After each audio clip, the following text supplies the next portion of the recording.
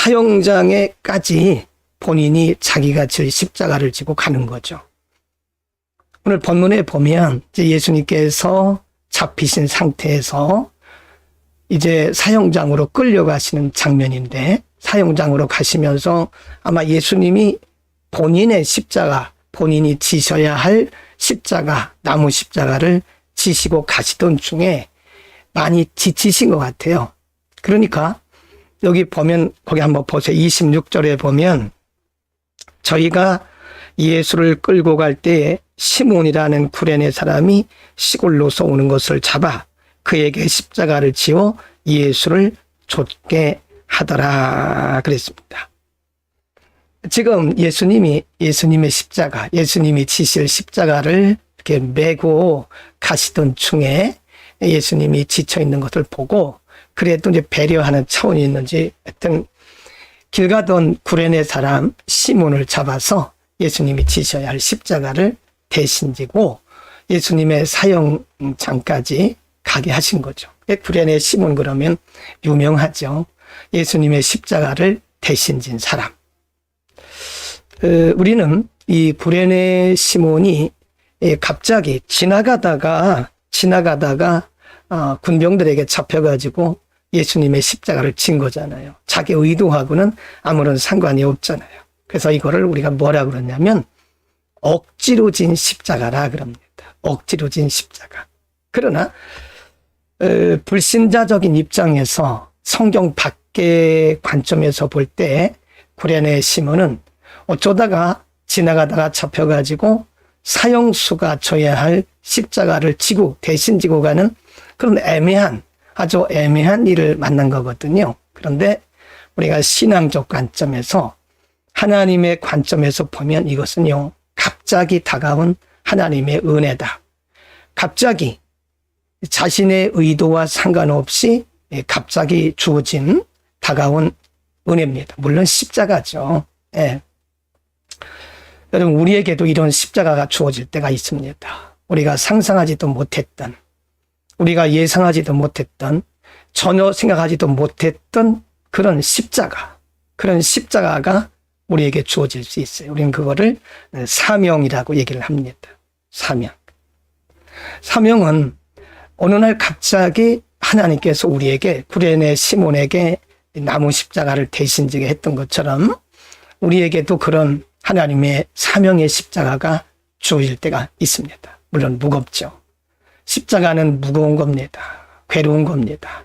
고통인 것입니다. 그러나 그 십자가를 잘 지면 우리에게는 영광이 되고, 그 십자가를 잘 지면 우리에게 큰 상급이 되는 거다. 그래서 우리가 예상하지도 못했던 그런 어떤 부담되는 일, 물론 부담이죠. 어렵죠. 그러나 그것이 하나님께서 우리에게 주어진 구레네 시몬처럼 우리에게 주어진 십자가라면 잘 지셔야 됩니다. 잘 지면 거기에 하나님의 영광이 있고 또 우리를 위한 하나님의 보상도 있는 겁니다. 때로 보면 하나님께서 우리에게 십자가를 지워주실 때가 있어요. 네, 수동형이죠. 하나님 우리에게 십자가를 지워주십니다. 그 구레네 시몬처럼 그렇게, 제가 전에도 말씀드린 기억이 나는데, 제가 초등학교 다닐 때 항상, 우리 옛날에 국민학교라고 그랬잖아요. 국민학교 다닐 때는 짝꿍이 있잖아요. 우리 여학생, 남학생, 여학생 이렇게 이제 앉고 그러는데, 저는 졸업할 때까지 항상 한 남자아이를 항상 짝꿍으로 했어요. 그건 제가 원해서 그런 것이 아니라 우리 선생님, 담임 선생님이 항상 그 친구를 제 옆에 앉혀주셨어요. 이상구라고. 상구라는 친구. 약간 뭐라 그럴까, 요즘으로 하면 선천적으로 저능이죠. 지능지수가 낮은 그런 친구예요. 그러니까 이제 보통 사람이 한 110, 120이라 그런다면 100이 안 되는 그런 친구죠. 그런 친구를 항상 선생님이 제 옆에 앉혀주셨어요. 숙제도 봐주라고 그러고 공부도 봐주라고 그러고. 그래서 참 초등학교 졸업할 때까지 그 상구를 이상구라 그러는데 이상구를 맡았던, 그것도 어떻게 보면 저 의지와 상관없이 주어진 십자가죠. 예, 구레네 시몬처럼. 그러나 불평하지 않고 잘 쳤습니다. 하나님께서 우리에게 사명을 주실 때 때로는 구레네 시몬처럼 주시는 그런 십자가가 있습니다. 십자가는 무겁습니다. 부담이 됩니다. 때로는 고통스럽습니다. 그러나 이 십자가를 잘 지십시오. 십자가를 잘 지자고요.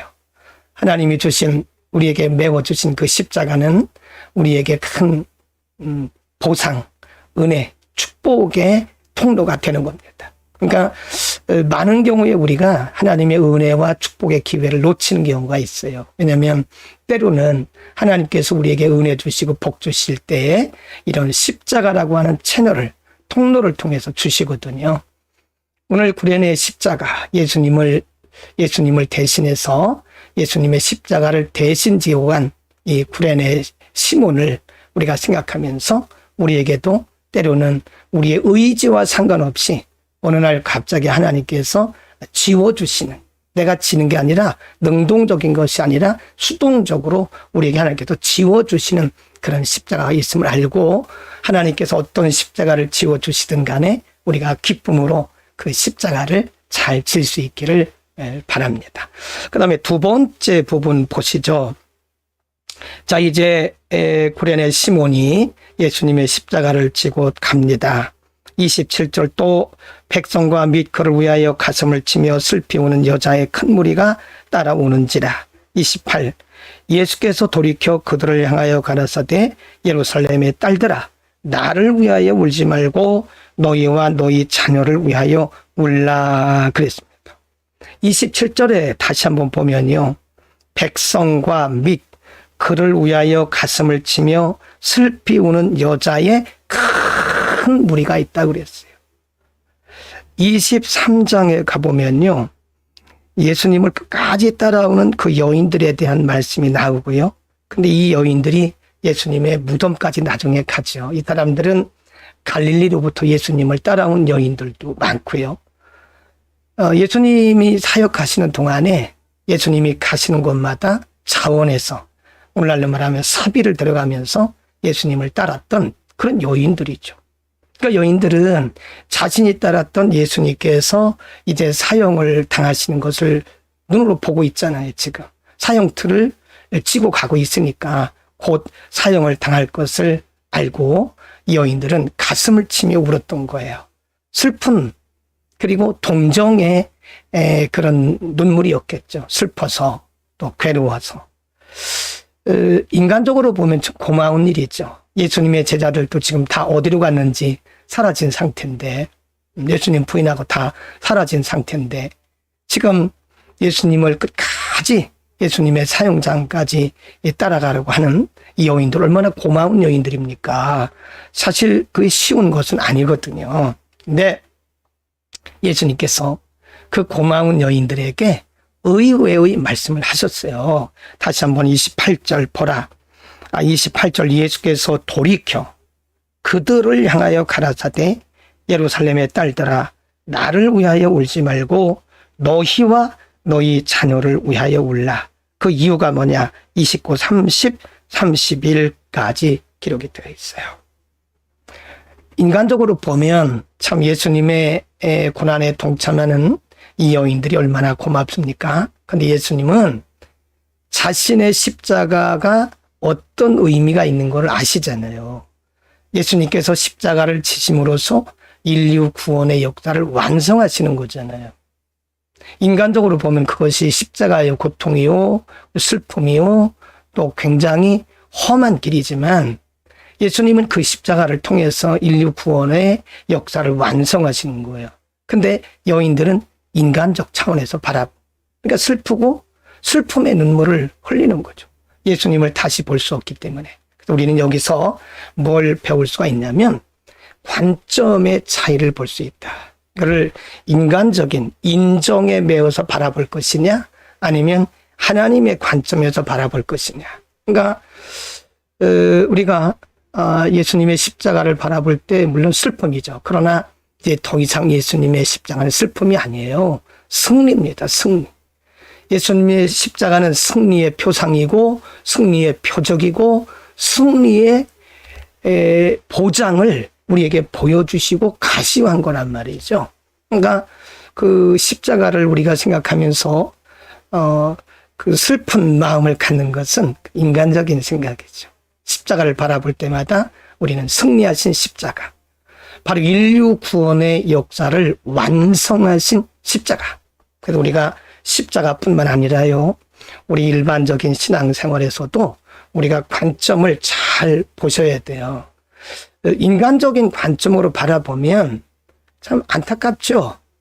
그런 하나님의 관점에서 보면 구원의 완성이라고 하는 인류 대속의 완성이라고 하는 엄중한 아주 소중한 사역이 거기에 있다는 거죠. 옛날에 그 주기철 목사님이니까 주기철 목사님 그 순교하는 장면을 영화로 본 적이 있는데요. 이제 주 목사님이 앞으로 이제 가시밭길을 막 가려고 할 때 가족들이 뒤에서 막 울어요. 그때 아무리 주의 종이지만 가족들이 뒤에서 막 울고 그러고 있는 모습을 보면 얼마나 가슴이 찢어지고 아프겠어요. 남겨진 가족들이 있는데 그때에 주 목사님이 잠깐 보고는 앞만 보고 그 길을 가시밭길을 거시고 나중에는 순교를 당하는 그런 장면을 본 적이 있었는데, 그때 만일 순교 직전에 인정에 매였다면 아마 포기하고 그 십자가의 길을, 순교의 길을 가지 못했을 거예요. 이게 사실 쉬운 문제는 아니죠. 하나님의 관점으로 살아가고 하나님의 관점으로 바라본다는 것은 쉬운 일이 아닙니다. 그러나 우리가 처음부터 되지는 않을지라도 한 단계 한 단계 훈련을 해가면서 우리 이제 어떤 인정에 매여서 바라보기보다는 하나님의 관점에서, 신앙적 관점에서 바라보는 것이 매우 중요하다, 그런 생각을 합니다. 자, 이런 예를 또 한번 들어볼까요?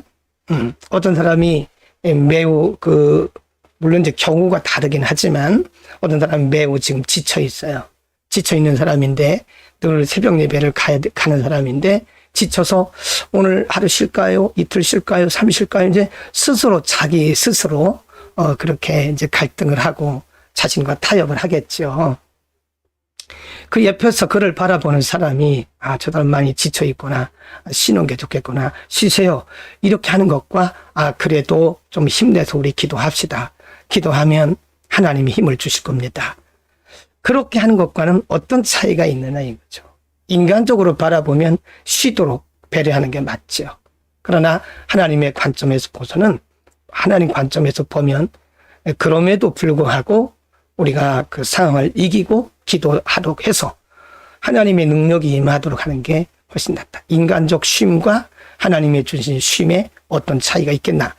그래서 우리가 항상 요 사이에서 그 예루살렘의 그 여자들처럼 예수님의 그 위대하신 십자가 사역을 생각하지 못하고 인정에 매여서 우는 그런 게 있단 말이죠. 그래서 우리가 어려운 일이긴 하지만 우리는 인정에 매여서 인간적 관점으로 바라볼 것이냐, 아니면 하나님의 관점에서 볼 것이냐, 이 사이에서 우리가 늘 갈등을 하고 있는데 한 단계 한 단계 하나님의 관점에서 바라보는 훈련을 해야 될 겁니다. 그래야 우리가 이 어려운 세대를 믿음으로 이겨나가는 거지, 아니면 인정에 매이다 보면요, 나중에는 발목 잡혀요. 그럼 우리가 신앙생활이 완전히 인본주의, 사람 중심으로 흘러갈 가능성이 크다. 꼭 기억하시기를 바랍니다. 자, 이제 마지막으로 예수님께서 십자가에 달리실 때에 32절에 보면 또 다른 두 행악자도 사형을 받게 되어 예수와 함께 끌려가니라. 33. 해골이라 하는 곳에 이르러 거기서 예수를 십자가에 못 박고 두 행악자도 그렇게 하니 하나는 우편에 하나는 좌편에 있더라. 그러니까 십자가는 사형틀이라고 그랬잖아요. 예수님만 십자가 박힌 건 아닙니다. 거기에 있는 강도 두 사람, 이 사람들도 살인자예요, 살인자. 그 사형에 해당하는 죄를 중한 범죄를 저질렀기 때문에 이 사람들도 법적으로 사형 선고를 받고 여기 사형장에 온 거 아닙니까? 가운데 예수님의 십자가 달렸고 좌우에 두 강도가 함께 달렸어요. 그런데 거기서 한번 반응을 보자고요. 39절. 달린 행악자 중 하나는 비방하여 가로되 네가 그리스도가 아니냐 너와 우리를 구원하라 하되 40절. 하나는 그 사람을 꾸짖어 가로되 네가 동일한 정죄를 받고서도 하나님을 두려워 아니하느냐 우리는 우리의 행한 일에 상당한 보응을 받는 것이니 이에 당연하거니와 이 사람의 행한 것은 옳지 않은 것이 하나도 없다. 그리고 거기서 42절에 보면 이 강도가요 이렇게 말을 해요. 예수여 당신의 나라에 임하실 때에 나를 생각하소서. 43절. 예수께서 이르시되 내가 진실로 내게 이르노니 오늘 내가 나와 함께 낙원에 있으리라. 오늘 이 말은요 지금 그 말입니다. 지금 내가 지금 나와 함께 낙원에 있을 것이다. 이게 굉장히 중요한 말씀이에요. 우리가 이것을 신학적으로는 구원론이라 그러거든요. 둘 다 사형에 해당하는 사형수입니다. 둘 다 사형에 해당하는 사형수인데 한 사람은 자신의 죄를 몰라요. 그리고 예수님을 비방해요. 그리고 한 강도는 또 보통 오른편 강도라는데 오른편 강도는 자신의 죄를 인정해요. 네. 분명히 그러잖아요. 우리는 우리의 죄에 상당한 보응을 받고 있는 것이고 저분은 죄가 없다. 이렇게 얘기하는 거예요. 그리고 더 나가서 42절, 43절에 보면 그 강도가 예수님께 구원을 요청합니다. 네. 오늘 거기 보면 이렇게 말씀해요. 당신의 나라에 임하실 때에 나를 생각해 주십시오. 회개했겠죠. 그러니까 예수님께서 오늘 너에게 구원이 내가 나와 함께 낙원에 있으리라. 그 말은 내가 오늘 나와 함께 구원을 받는다. 그런 말씀이죠. 성경의 기자가 이 장면을 굉장히 강조해서 우리에게 가르치고 전하고 있는 겁니다. 이 세상에 두 종류의 사람이 있는 거예요. 두 행악자, 양쪽, 오른쪽, 왼쪽에 있는 행악자들 다 사형수입니다. 네. 그러니까 십자가 형태에 잡혔겠죠. 다 사형수입니다. 근데 한 사람은 자기 죄를 깨닫고 예수님께 구원을 요청했어요. 근데 또 한 사람은 자기 죄를 깨닫지 못해요. 결과는 어땠나요? 자기 죄를 깨닫지 못했던 사람은 그냥 죽고 지옥에 떨어진 거고, 자기 죄를 깨닫고 구원을 요청한 사람은 바로 예수님께 인정을 받고 그도 구원을 받은 거죠. 두 종류의 인간을 가르치는 거예요. 양쪽, 오른쪽, 왼쪽에 있는 두 강도는 이 세상에 존재하는 두 종류의 사람들을 가르칩니다. 누구든지 자신의 죄를 인정하고 회개하고 고백하면 죽음 직전에라도 구원을 받아요. 부끄러운 구원이긴 하지만, 그러나 끝까지 예수 믿기를 거부하고 자신의 죄를 인정하지 않는 사람은 구원 못 받습니다. 그거를 지금 강조하기 위해서 지금 성경의 기자가 예수님 양편의 두 강도를 말씀하는 거예요. 구원은 시간에 관계가 없는 거예요. 그냥 예수 그리스도를 영접하는 거예요. 그리고 시인하는 거예요. 마음으로 믿고 입으로 시인하여 구원에 이른다. 로마서 10장에서 말씀하잖아요. 그러니까 우리는 이 땅에 두 종류의 사람이 있는 것을 두 강도를 통해서 보여주신 것이다. 다 똑같이 강도지만, 다 똑같이 우리가 죄인이지만 자신의 죄를 인정하고 예수님께 나오면 그 죄를 용서받고 구원받는다는 사실을 우리에게 보여주고 있는 겁니다. 죄를 알고 회개하는 사람이 복이 있는 사람입니다. 자신의 죄를 알지 못하고 회개하지 못하는 것은 정말 불행한 일이죠. 예. 얼마나 많은 사람들이 왼편에 있는 강도처럼 자신의 죄를 모르고 예수님을 다시 십자가에 못 박는 그런 우를 범하고 있는 거죠. 우리에게 은혜를 주신 예수 그리스도.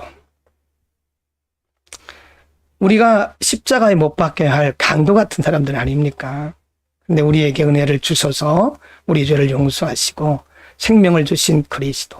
우리는 오늘 새벽에 말씀드린 것처럼 우리에게 자랑할 것은 예수 그리스도 십자가 외에는 아무것도 없습니다.